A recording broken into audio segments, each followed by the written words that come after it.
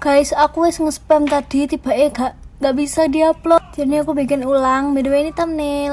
Jadi kali ini aku mau ceritain ke kalian tentang kisah rumah lokasi syuting Pengabdi Setan yang dicap angker. Benernya ini filmnya tuh dulu sempat booming banget guys, cuma karena filmnya kan sudah lama keluar. Jadinya mungkin sekarang aku yakin kalian pasti tahu film ini. Karena ya film ini tuh waktu keluar di bioskop tuh yang nonton super banyak banget guys. Dan ternyata di balik filmnya sendiri yang sudah sangat horor, ternyata ada kejadian-kejadian yang sangat menyeramkan pada saat proses syuting. Jadinya film Pengabdi Setan tuh sebetulnya tuh film remake gitu. Dia pernah dibuat dulu tahun 1980 dan itu filmnya tuh jadi kayak film terseram pada masanya. Dia itu syutingnya tuh rumah tuanya tuh ada di jalan Pengalengan, gak tau cara bacanya gimana, ada di Jawa Barat, di Bandung gitu. Dan rumahnya tuh tidak pernah dipakai bertahun-tahun karena jaraknya jauh, jadinya kayak nggak layak pakai gitu.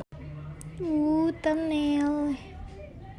Wih, ini pakai lip tint guys, bentar.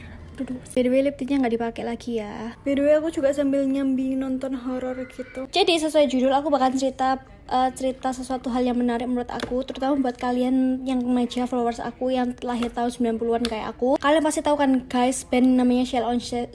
Itu tuh ada Duta, itu vokal, ada Eros gitar, ada Mba sama Brian yang jadi drum gitu. Tapi aku yakin kalian tahu sih guys, karena itu bandnya tuh sampai sekarang pun dia tetap berjaya gitu. Tapi ternyata ada sesuatu hal yang mengganjal di salah satu lagu yang dia ciptakan dan dia nyanyikan, yang judulnya tuh Sepia, atau orang-orang biasa nyebutnya Sevia. Kalau kalian lihat secara detail, sebetulnya di videonya nggak ada masalah apapun guys, nggak ada penampakan apapun. Tapi ternyata ada sesuatu di balik judul Sevia itu sendiri. Kalau misalnya kalian penasaran, kalian bisa lihat video klipnya Sepia.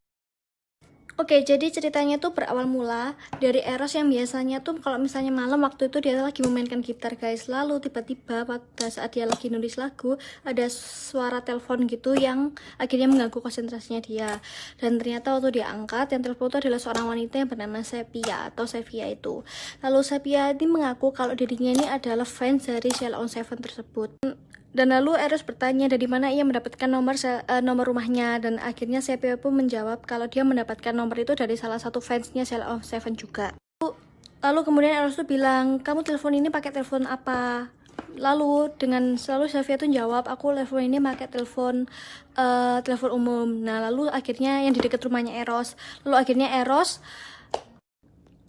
Eros ngecek di dekat rumahnya, telepon umum rumahnya tuh dia ngecek apa benar ada wanita namanya Sevia lagi telepon dia. Dan ternyata pada saat dia menemui telepon umum itu yang terjadi adalah, dan ternyata yang dilihat sama Eros tuh adalah teleponnya tuh melayang. Nah ini ada versi guys, ada dua versi. Yang satu bilangnya melayang, satu bilangnya tuh kayak habis telepon dipakai tapi nggak dikembaliin lagi gitu loh. Lalu Eros kan penasaran, dia tuh beberapa lama kayak mencari siapa sih Sepia ini. Dia benar-benar penasaran sampai suatu saat dia benar-benar nemuin Sepia, nemuin rumahnya. Akhirnya dia dan timnya ke rumahnya Sepia tersebut. Nah, waktu sampai rumahnya Sepia, ternyata ketemu sama mamanya guys, dan mamanya tuh mempersilahkan Eros dan tim buat masuk ke rumahnya Sepia itu, tapi dia nggak tahu Sepianya ada di mana karena nggak ada.